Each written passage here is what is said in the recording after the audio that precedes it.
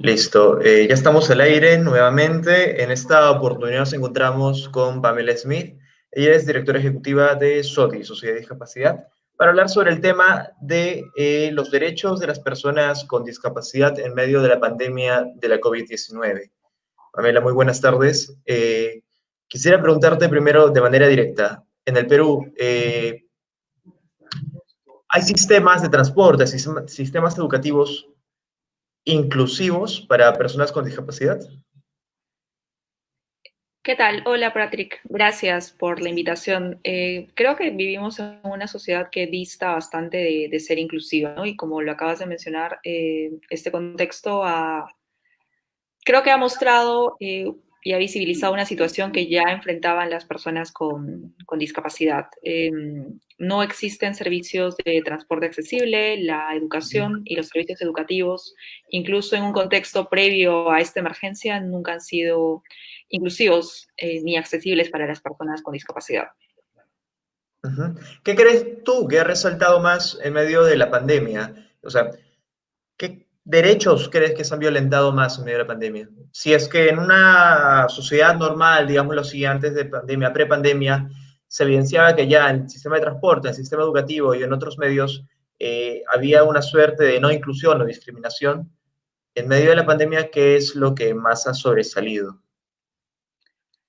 Yo creo que propiamente no sé si puedo identificar algunos derechos. Lo que creo que sí es identificable es una estructura que ha sido construida y asentada de espaldas a las necesidades de las personas con discapacidad, ¿no? O sea, partimos de que hay una situación estructural donde no se reconoce la diferencia, donde la discapacidad presenta o se asocia con una condición que es mal percibida, que incluso a las personas con discapacidad no se las reconoce como sujetos plenos de derechos. Y eso hace que digamos que se disponga la política pública de forma que no están incluidos nunca. Entonces se crea como que una concatenación de sucesos que les dan espalda, ¿no? Ahora es visible, por ejemplo, el hecho de que, claro, ahora las personas todas estamos en una situación de aislamiento o estábamos en una situación de aislamiento obligatorio, y las medidas que ha dispuesto el gobierno han sido acercar los servicios en la medida de lo posible a la población, ¿no? Pero las personas con discapacidad, previamente a este contexto, muchas veces estaban en sus casas, pero no porque existía una situación de aislamiento, sino porque no podían enfrentarse o digamos que no podían enfrentarse con una serie de barreras fuera de sus domicilios, ¿no? No podían Ujú. salir de sus casas porque no hay transporte accesible, porque en muchos casos probablemente ni siquiera podían recorrer el barrio, dadas las condiciones de infraestructura y de accesibilidad, no podían transportarse a la escuela. Ahora la escuela ha llegado, digamos, a todos los hogares, ¿no? De alguna manera intenta acercarse por diversos medios a todos los hogares. Entonces, algo que a mí me resultaba curioso era que tuvo que llegar una pandemia como que para acercar estos servicios a la comunidad y a la población, ¿no? Y en este caso, incluso muchas personas con discapacidad han podido acceder por primera vez a muchos servicios que les están negados en un contexto previo, ¿no? La educación es el caso, Ujú. uno de esos casos. Ahí si conocemos algunos casos de chicos que su primer acercamiento con la escuela ha sido a través de una pantalla, ¿no? A través de estas clases que se están dando en la plataforma Y es Aprendo Acá. justo en medio de esta pandemia donde se ha agudizado más todos estos problemas, pues, ¿no? Uh-huh. Eh, Hablemos un poco de la parte económica, porque si bien se decía que, o si bien era lógico que las personas con discapacidad reciban un bono, esto no se ha dado en la realidad. Muchas personas con discapacidad que se encuentran en situación de pobreza y pobreza extrema, hogares en pobreza y pobreza extrema, no han recibido un bono del Estado. Sí, claro. Ahí, por ejemplo, podemos evidenciar una de esas falencias estructurales a las que hice mención, ¿no? Los sistemas o el sistema que ha servido para determinar quiénes eran acreedores del bono han sido los sistemas que existen previamente. El SISFO, el sistema de focalización de hogares, es uno de ellos. Y la evaluación que realiza el SISFO sobre pobreza no contempla el indicador de la discapacidad entre una de las variables que pueden arrojar un resultado distinto. Entonces, intuitivamente podríamos decir, creo que resulta bastante lógico decir que una persona con discapacidad en este país incurre en una serie de gastos adicionales que tienen que ver, muchos están asociados en efecto a su condición porque probablemente necesiten terapias o necesiten medicinas, servicios de salud extra, pero hay muchos que están asociados al hecho de que existen barreras en la sociedad, ¿no? Al hecho de que no pueden utilizar transporte público o no pueden utilizar servicios de salud eh, como lo podríamos hacer los demás. Entonces, esto hace que incurran en una serie de gastos. Sin embargo, el sistema de focalización de hogares no mide esta variable, ¿no? Simplemente, y además el hecho de que, la medición se haga por hogar hace que si una familia, bueno, tiene un ingreso determinado y en la evaluación con otros factores eh, no arroja el resultado de pobreza, así tenga un miembro de discapacidad, el resultado no cambia, ¿no? Entonces, esto ha traído como consecuencia que personas con discapacidad, que pese a estar inscritas, que pese a encontrarse en una situación de pobreza, no reciban el bono. Y esto los impacta tremendamente. Y eso es una cola que se trae, bueno, esto no es propio de la pandemia, sino es algo prepandemia que ha existido y es tal vez una deficiencia del Estado no tratar de incluir un sistema de categorización donde se incluyan a las personas con discapacidad por estos factores que tú misma mencionas, ¿no? Que tal vez hay ciertas predisposiciones económicas o más gastos económicos en personas con discapacidad porque no tienen el mismo tipo de acceso a los servicios que brinda el Estado, pues. Uh -huh. Ahora, en el tema de educación, precisamente tú mencionaste que el intento, bueno, esta medida del sistema educativo del Ministerio de Educación para transmitir las clases por Aprendo en Casa han sido tal vez para algunas personas con discapacidad la primera vez que han tenido la oportunidad de asistir a una escuela, y en este caso virtual. Uh -huh. ¿A qué se debe que, que las personas con discapacidad no tengan este acceso a las escuelas? Creo que esto se debe a múltiples factores, ¿no? Digamos que haciendo un conteo de cifras, de las cifras que están disponibles, se podría mencionar que probablemente el 50% de la población con discapacidad está fuera del sistema educativo. Y esta cifra también varía dependiendo de las fuentes de recolección y recolección de información, que a 80%, un poco más de 80%, que es una cifra escandalosa de por sí, ¿no? Es una cifra bastante, bastante dura. Y esto creo que se debe a que no existe, en principio no existe un mecanismo que permita asegurar el tránsito a los niños y niñas con discapacidad seguro a la escuela, ¿no? El hecho de que no accedan a una serie de servicios de salud ni a servicios de rehabilitación, terapias, estimulación temprana, etcétera, digamos que los deja de alguna manera atrás en el fortalecimiento de ciertas capacidades que son necesarias para ingresar en la educación regular. Entonces, digamos que hay un vacío importante ahí que sirve de caldo de cultivo para impedir el acceso a la escuela, pero al margen de esta falencia y de esta omisión, la forma en la que está dispuesta el sistema educativo tampoco logra que todos los estudiantes se incorporen. Los estudiantes con discapacidad, si es que intentan matricularse en la escuela regular, enfrentan una serie de barreras. Muchas veces les niegan la matrícula por su misma condición de discapacidad, porque las autoridades o los directores alegan que no están preparados para lidiar con chicos con discapacidad, que no tienen el personal suficiente. En las escuelas privadas, por ejemplo, muchas veces ponen el pretexto de que tienen exigencias muy altas y que el chico con discapacidad no va a dar la talla para seguir el ritmo de las clases, etc. Entonces, incluso saltando esa barrera, una vez insertos en el sistema regular, las personas con discapacidad probablemente requieran apoyos educativos, o en realidad es la escuela la que requiere disponer de una serie de mecanismos y de apoyos para poder atender al chico y brindarle un servicio de calidad. Exacto. Pero en realidad esto no ocurre, ¿no? Creo que lo habíamos conversado previamente, pero la forma en la que ha dispuesto el Ministerio de Educación que se brindan apoyos educativos es a través de unos equipos itinerantes, que son los equipos SANE, que están adscritos a las escuelas especiales, y estos solo cubren el 17% de la demanda. Entonces existe un problema ya de cobertura Eso sin mencionar el funcionamiento de los equipos, que ha sido objeto de estudio, de análisis y de crítica también, incluso tanto de parte de organizaciones y de familias y de la sociedad civil, como del mismo Ministerio de Educación, ¿no? El Ministerio en un informe señala de que no hay claridad sobre el funcionamiento de estos equipos, que el esquema o las funciones de educación inclusiva no están plenamente incorporadas en sus estrategias de abordaje, y eso claramente se presenta como otra falencia. Entonces hay una cadena de sucesos que incluso cuando los chicos logran insertarse en el sistema, muchas veces terminan saliendo, ¿no? Porque no existen condiciones que fortalezcan sus capacidades, que hagan que lleven su trayectoria educativa Exacto, y de ahora, forma...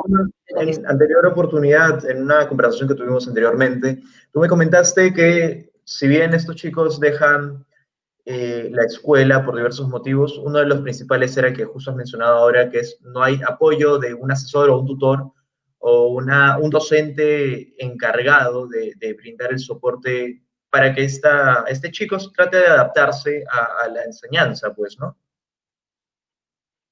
Sí, por lo menos de la forma en la que se concibe la educación inclusiva y la apuesta que tienen las organizaciones de familias y la sociedad civil que trabajan en estos temas, es que el apoyo debería estar anclado en la escuela, ¿no? La escuela debería contar con un apoyo que puede ser un equipo en un escenario ideal o que puede ser un docente, Ujú. cuyas funciones estén circunscritas a atender algunos requerimientos que pueden tener algunos estudiantes dentro de la escuela, sin pensar necesariamente en la condición de discapacidad, porque lo que sucede es que la diferencia es la esencia de la escuela, ¿no? No es, por lo general se concibe la escuela como un espacio homogéneo, pero en realidad todos somos diferentes en la escuela, tanto, digamos que en las identidades y en las experiencias de vida, como en la forma en la que aprenden todos los niños y niñas, ¿no? Y por supuesto hay niños y niñas que están en un particular riesgo de exclusión, niños que son migrantes, niños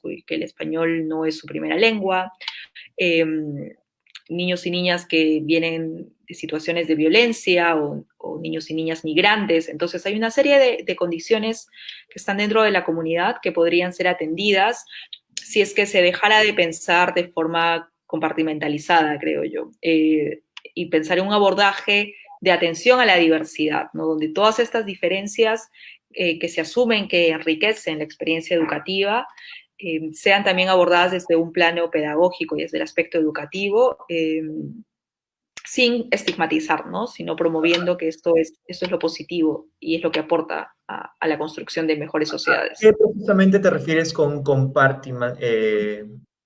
que no sean compartimentalizadas? Creo que lo mencionaste, ¿cierto? Claro, no sé, un ejemplo o dos ejemplos que se me vienen a la cabeza es que, por ejemplo, hay una estrategia de acompañamiento para los estudiantes de la educación intercultural bilingüe, que son los acompañantes pedagógicos, ¿no? Yo creo que esta experiencia, por ejemplo, o esta estrategia podría tratar de expandirse para todos aquellos estudiantes que estén en algún riesgo de exclusión o que necesiten un apoyo en la escuela, o escuelas que necesiten cierto tipo de apoyo por las características de los estudiantes que están matriculados. Lo mismo con las situaciones de bullying, ¿no? Se reporta el bullying, o por lo menos hasta hace un tiempo, la condición de discapacidad, por ejemplo, no era una condición que se registraba eh, para tratar de sistematizar cuáles son las circunstancias que producen situaciones de bullying, ¿no? Entonces, uno entraba a hacer una denuncia y entre las opciones no estaba el hecho de discriminación por motivos de discapacidad. Entonces, por ejemplo, el bullying es un fenómeno que puede afectar a la escuela, particularmente a ciertos chicos y chicas. Entonces, creo que hay que pensar en todos aquellos que pueden ser abordados, ¿no? Por el hecho de ser diferentes. En la escuela enfrentan cierto riesgo de marginación y, por supuesto, también eh, de abordajes pedagógicos que van en contra de su formación educativa. Ahora, enfocándonos en Aprendo en Casa, en el contexto actual, ya de por sí se prevé que las clases presenciales sean anuladas durante todo el año, pues, por el tema del coronavirus, la pandemia. Pero un punto interesante acá es, Aprendo en Casa realmente está siendo inclusivo, es decir, a chicos con diversas discapacidades, en el caso a chicos con discapacidad auditiva o con discapacidad visual, ¿les está llegando Aprendo en Casa por los medios adecuados? Yo creo que ahí, creo que sería importante resaltar que es difícil en este contexto resolver los problemas que se arrastran incluso en circunstancias corrientes, ¿no? Digamos que el hecho de que en un escenario sin pandemia no se hayan podido o no se haya tenido el enfoque de abordar todas estas necesidades, nos arroja como resultado que ahora la mirada también sea bastante limitada, ¿no? Y que se hayan y que si bien se han dispuesto medidas, porque existen medidas, eso es innegable, estas todavía no alcancen, ¿no? El tema de la accesibilidad es un ejemplo claro al respecto. Creo que se piensa que colocar un intérprete en lengua de señas asegura accesibilidad y eso no es cierto, porque incluso las personas con discapacidad auditiva no todas son signantes, no todas la lengua de señas. Entonces es necesario seguir adicionando algunos mecanismos para asegurar que la información les llegue. Lo mismo con los estudiantes con discapacidad visual. Nosotros hablábamos con una activista hace algún tiempo, miembro de CODIP, y ella decía que, claro, el día 100 de la emergencia aún era, si bien la plataforma era accesible, la navegación dentro de la plataforma era bastante complicada. Entonces, hay falencias que todavía se mantienen, ¿no? Porque no es incorporar algo cuando al final, ¿no? No es amoldar algo de lo que ya se ha creado para intentar de que sea accesible, es concebirlo accesible desde el inicio. Es lo que se conoce como el diseño universal. Entonces, si se concibe desde esa mirada, es más fácil programar o diseñar todo de forma que pueda ser utilizable por todos, ¿no? Y esos son algunos ejemplos, pero además tenemos el caso de los niños con discapacidades intelectuales, por ejemplo, que, cuyo problema no pasa necesariamente por la accesibilidad, pero sí tiene que ver con el apoyo que reciben o el abordaje que reciben de sus maestros, ¿no? Entonces, digamos que en un contexto donde los maestros están colapsados, lo sabemos, donde tienen que atender múltiples necesidades de los estudiantes, con medios bastante limitados de comunicación, probablemente los estudiantes con discapacidad estén en la cola, ¿no? Y el hecho de que no existan apoyos, que no existan recursos para los docentes ni para las familias, los ubica en una situación complicada en este contexto, ¿no? Donde su proceso educativo se puede ver limitado, frustrado. Incluso muchas familias han reportado índices de deserción. Hay muchas familias que han decidido que sus hijos no continúen más el año educativo porque no tienen el apoyo de la escuela, porque los docentes no quieren hacerse cargo y porque las familias también están bastante recargadas, ¿no? Las familias están trabajando, los padres están trabajando, ¿Hay, hacen falta hay una cifra exacta de cuántos chicos han desertado de la escuela, de la educación? No lo tenemos. Lamentablemente, nosotras hemos creado un registro y hemos recibido algunos casos, por lo menos en la escuela privada, tenemos reportados algunos casos, pero solo se puede hacer digamos que el contraste casi al final del año, ¿no? Cuando se vea cómo es que en el CIAGIE se reporta la continuidad educativa.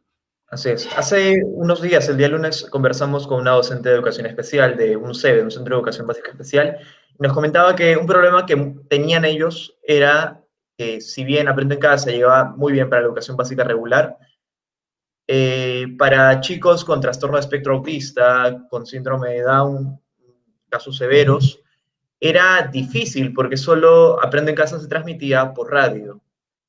Y si querían acceder al material, los padres, mediante la página web de Aprendo en Casa, les era difícil también porque no tenían los recursos necesarios, ya sea una buena computadora o un buen celular o sistema de datos para entrar al Internet. Entonces, es un cúmulo de problemas que engloba y que tal vez el Ministerio de Educación no los ha previsto. Sí, creo que eso también tiene que ver con la falta de identificación oportuna de las necesidades del colectivo, ¿no? Decíamos que no todos los niños o las niñas sordas manejan el lenguaje de señas, y yo no creo que esos datos existan en el ministerio, ¿no? No se identifica cuáles son las necesidades de apoyo de los niños y niñas con discapacidad. Y respecto al caso que refieres, creo que también tiene que ver con un problema de perspectiva y de la mirada que se tiene sobre la discapacidad, ¿no? Eh, Como bien lo has mencionado, todavía tenemos un sistema segregado, hay un sistema que acoge, en teoría, a los niños con discapacidad severa y multidiscapacidad, y quienes están en la escuela regular. Entonces, incluso las medidas o el abordaje para este grupo que está en la escuela especial es mucho más limitado aún en términos de recursos, ¿no? Yo escuchaba eh, uno de los programas de radio, y de nuevo era el día casi 100 de la pandemia, y se daban instrucciones de cómo acondicionar el espacio de estudios y cómo programar los horarios sí, o diseñar los horarios de estudios de los niños. Entonces yo me preguntaba, ¿cuál es digamos, que el aporte pedagógico El objetivo de... pedagógico de esto. Exacto. Eso, y además, claro, las instrucciones nunca están dirigidas a los niños, ¿no? Ni siquiera se piensa en los niños como interlocutores válidos, sino pensamos en los padres, porque asumimos que los chicos no entienden, que los chicos no van a aprender, entonces lo que hay que hacer es afianzar algunas actividades o promover algo de autonomía. Pero creo que eso tampoco es cierto, ¿no? En efecto, hay niños y niñas que pueden tener más necesidades de apoyo educativo mucho más intenso, y esto se debe no a su condición per se, sino a que antes no han podido acceder a una serie de servicios, a que han sido, no sé, discriminados en la escuela, entonces han perdido mucho tiempo, han desertado. Se debe a una serie de factores que no tienen que ver con la condición, ¿no? Sino de la forma en la que seguimos disponiendo las medidas pedagógicas, terapéuticas, etcétera. Y hay algo que mencionaban las compañeras con las que trabajamos y que manejan mucho más el tema pedagógico, y es que ahora se ha optado por un enfoque que tiene que ver con elaboración de proyectos, con no tener, no cumplir los objetivos de aprendizaje como estaban concebidos previamente, ¿no? Y esto implica mucha flexibilidad. Y lo que mencionaban es que los docentes se han visto de alguna manera forzados a modificar ciertas prácticas y ciertas pedagogías, y que en estas modificaciones o en estos recursos que ellos están creando pueden incluir a las personas con discapacidad o a los niños con discapacidad, ¿no? No es que siempre tengan que producir algo específico, sino que la forma en la que producen o lo que están produciendo ahora es útil para absolutamente todos y todas en el aula. Entonces, claro, si es que en la educación especial todavía se tienen objetivos distintos, es difícil compatibilizar esto, ¿no? De que todos pueden aprender versus hay quienes no pueden aprender. Entonces, si mantenemos esa mirada de que hay quienes no pueden aprender, definitivamente el progreso va a ser mínimo. Y creo que la respuesta también ha visibilizado eso, ¿no? El hecho de que se den indicaciones de cómo se dispone el lugar de estudios o cómo se planifican los horarios, no tiene ningún impacto pedagógico, ¿no? Entonces, en este punto, ¿cuál sería el papel de la educación básica especial? Yo creo que incluso hablando en términos de cifras, el mayor porcentaje de niños y niñas con discapacidad está en las escuelas regulares, ¿no? Más de 67.000 están en las escuelas regulares y un promedio de 20.000 están en las escuelas especiales. Yo creo que el espacio, todos y todas, todos los niños y niñas tienen que compartir el mismo espacio educativo. No solo por una cuestión de que los tratados internacionales y las obligaciones del Estado son claras en ese sentido, sino porque creo que es mejor que todos y todas convivamos en un espacio donde la diferencia no sea un motivo de exclusión, ¿no? Donde nos reconozcamos valiosos y valiosas desde pequeños. De esta forma también el estigma y los prejuicios se van venciendo en el camino. Las personas que han tenido la oportunidad de estudiar con niños y niñas con discapacidad o digamos que con diferentes condiciones o identidades, nunca van a pensar en la diferencia como algo negativo o no reproducen el estigma en la medida en la que van creciendo o a futuro, ¿no? Por el contrario, o sea, su mirada cambia distintamente y si es que queremos hablar de una sociedad que incluye, que no tiene prejuicios, esto claramente va a empezar en la escuela. Ahora, la escuela regular creo que es quien está mejor preparada para enfrentar este desafío, porque definitivamente esto implica una transformación de una serie de prácticas, de la misma forma en la que se producen las dinámicas entre docentes, estudiantes, personal directivo, ¿no? Pero es esta Y misma escuela la que no tiene los especialistas necesarios para incluir a chicos con discapacidad también, y que sí se ven en algunos centros de educación básica especial. yo creo ahí, bueno, y de nuevo quienes manejan el componente pedagógico mejor lo podrán explicar mejor que yo, pero siempre se concibe de que se necesitan especialistas y muchas veces ese no es el caso, ¿no? No es que, porque claro, o sea, incluso los niños con discapacidad intelectual, no sé, el síndrome de Down, no todos son iguales y no todos necesitan no existe un especialista en síndrome de Down en la escuela o para la inclusión en la escuela. Lo que va a existir es una persona que probablemente tenga una perspectiva de discapacidad y que tenga la posibilidad de generar cierto contenido, de adaptar. Incluso se hablan del diseño universal de aprendizaje, ¿no? Currículas que sean lo suficientemente flexibles que permitan a los docentes efectuar algunos ajustes en el proceso educativo, ¿no? Pero no existe algo como un especialista en síndrome de Down, porque la condición en sí no viene asociada a cuál es el performance en la escuela, ¿no? Eso tiene que ver con, eso no necesariamente funciona así. No todos los niños con síndrome de Down tienen los mismos objetivos de aprendizaje ni los cumplen en condiciones idénticas, ¿no?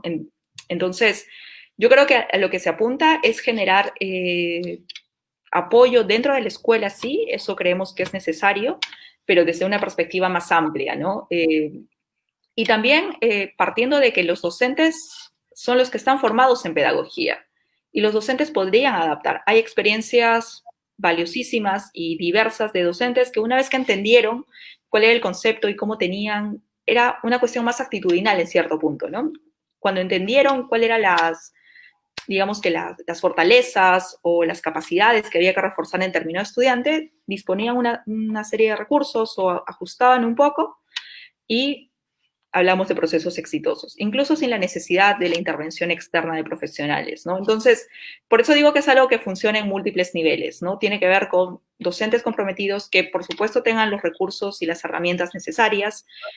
Muchas veces esto pasará porque existan apoyos dentro o que servicios o personal que brinde apoyo a la escuela y una escuela comprometida, ¿no? Estudiantes, familias, personal directivo, docente, todo eso va a lograr que las escuelas en realidad y las escuelas regulares respeten y valoren la diversidad.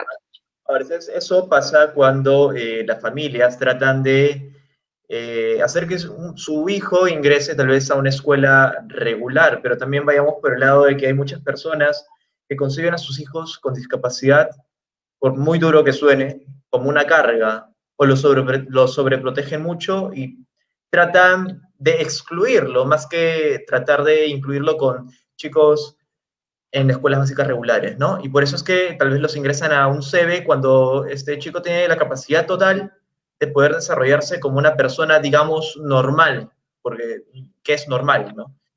Entonces, Uh-huh. ¿cuál sería el trabajo ahí del Estado para, porque este sería ya un factor del gobierno, del Estado, del Ministerio de Educación, del Ministerio de Mujer y Poblaciones Vulnerables? ¿Cómo podría el Estado hacer entender a las personas de que sus hijos no son tan diferentes o no son diferentes del resto? Sí, yo creo que ahí, a mí, por ejemplo, creo que los padres juegan un rol fundamental y lo que tiene que hacer el Estado es generar incentivos o asegurar que los incentivos existan para promover procesos de inclusión. Entonces, asegurar que la escuela regular esté lo suficientemente equipada o preparada o dispuesta al menos para enfrentar y adaptarse a esta circunstancia, ¿no? A la inclusión.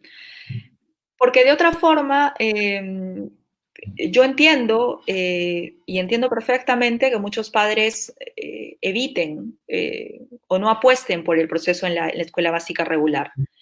Y tenemos que ir de nuevo hacia atrás, que es aquello que impide eso. Entonces, tenemos muchas veces, conocemos de casos de personas que, claro, no recibieron la atención de salud oportuna, no recibieron servicios de terapia, no reciben servicios de rehabilitación. Entonces, tenemos niños y niñas que en efecto necesitan alguno de estos servicios de forma extra y si no los cumplen, entonces los padres desisten o creen que no existen las condiciones para que sean matriculados en la educación básica regular. Entonces, optan por el servicio especial, ¿no? O, de nuevo, situaciones en las que los padres intentaron matricularlos en escuela regular, pero sufrieron situaciones de bullying, se dieron cuenta que no los aceptaban, que las familias se oponían, que los docentes los estigmatizaban, que no fue una experiencia enriquecedora, entonces, de nuevo, optan por la educación especial.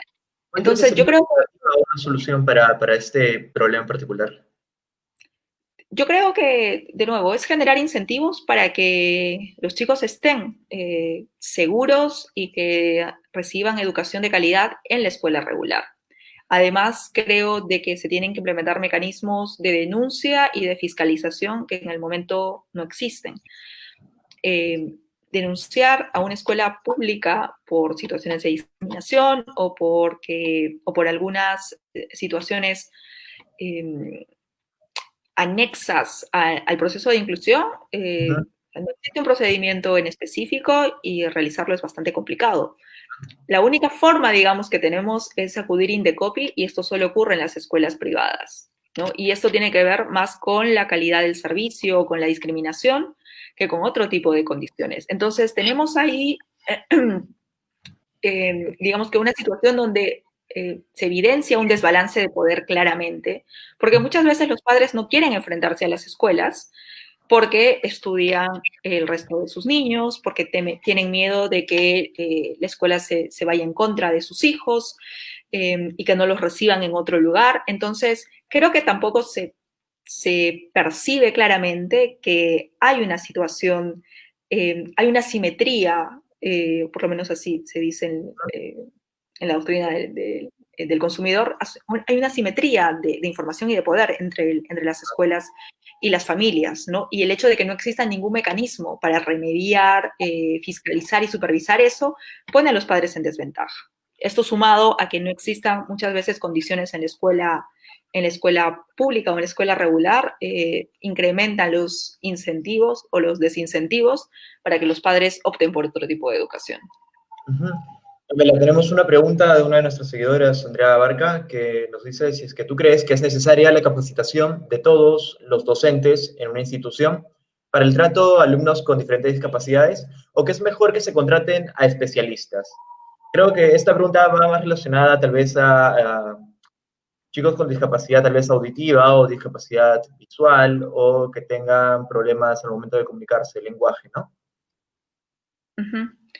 Yo creo que definitivamente los docentes, y es algo que también se propone mucho, que la formación inicial docente no se conciba tampoco de esta forma compartimentalizada, ¿no? Donde estos son los docentes de regular y estos son los docentes de educación especial, sino que desde la formación docente se incorpore la perspectiva de atención a la diversidad, de forma que todos los docentes, al finalizar sus carreras o su formación, cuentan con las herramientas necesarias, ¿no? Ahora, sobre el caso de estudiantes con discapacidades visuales o auditivas, es cierto que hay una necesidad de aprender otro tipo de formas de comunicarse, por ejemplo, aprender la lengua de señas o aprender a leer en braille. Entonces, creo que la formación docente también tiene que estar acompañada por determinados programas o medidas que conduzcan a que estos estudiantes reciban algún contenido extra, ¿no? Que permita afianzar ciertas capacidades comunicativas. Y esto creo, no pasa, como te digo, necesariamente por especialistas, pero sí por identificar qué es lo que necesita la persona y cómo es que se comunicaría mejor, ¿no? Hay una tendencia también de que ya no se utilice braille, no sé, pero eso está en la decisión de la persona y en la forma en la que ha ido adquiriendo ciertas habilidades, ¿no? Entonces, si se identifica eso de forma inicial, es mejor disponer medidas a largo plazo y medidas organizadas para afianzar esas habilidades. Listo, Pamela. Te agradezco mucho esta entrevista que has brindado hasta la urgencia y quisiera invitarte a que hagas una reflexión final sobre la inclusión de las personas con discapacidad en el Perú. Un mensaje tal vez a los que están viendo este video, a nuestros seguidores. Bueno, yo simplemente los y las invocaría a que empecemos a percibir la discapacidad como parte de la diversidad y de la condición humana. Creo que dejar de percibir la discapacidad desde el déficit, sino como algo que suma y que aporta. Y en la medida en que convivamos con la diferencia, la respetemos, la valoramos, vamos a construir sociedades justas, ¿no? No podemos pensar en sociedades justas eh, cuando exista discriminación y cuando sigue existiendo estigma y actitudes negativas hacia condiciones diferentes, ¿no? La diferencia es la esencia de la condición humana, eso creo que tenemos que entenderlo y valorarlo de forma correcta. Me vas a disculpar, pero nos ha escrito una seguidora antes de terminar que nos comenta si es que tú crees que los padres deben recibir terapias para guiar a sus hijos. Esta suerte de, tal vez, de no tener al padre como intermediario con el hijo, con la persona con discapacidad, sino también brindarles a ellos ciertas, digámoslo así, capacitaciones, charlas. Yo creo que es necesario, ¿no? Digamos que en este proceso donde los niños tienen que recibir servicios de terapia, rehabilitación, etcétera, creo que los padres también deberían tener cierto tipo de acompañamiento. Y esto creo que se ha hecho evidente en este contexto, ¿no? Los niños, los padres, por ejemplo, entiendo que ahora deben estar colapsados, tratando de compatibilizar sus obligaciones laborales con las del cuidado de los chicos, ¿no? Y esta es la situación que, por ejemplo, enfrentan las familias de personas con discapacidad, que muchas veces incluso dejan de trabajar para brindar atención. Entonces, definitivamente tiene que haber medidas que traten de contener a estos padres, tanto económica como psicológicamente, porque las barreras que están en el entorno son las que originan esta situación de exclusión, ¿no? No la condición per se, sino este esquema social que está dispuesto en contra del colectivo. Entonces, esto es lo que hay que cambiar y, por supuesto, hay que atender a las familias en ese proceso. Listo, Pamela. Muchas gracias. Esta fue la entrevista con Pamela Smith, directora ejecutiva de SODIS. Nos estaremos viendo en una próxima oportunidad, Pamela, y gracias nuevamente por brindarnos esta conversación. Hasta luego. Gracias a ti. Nos vemos. Chao.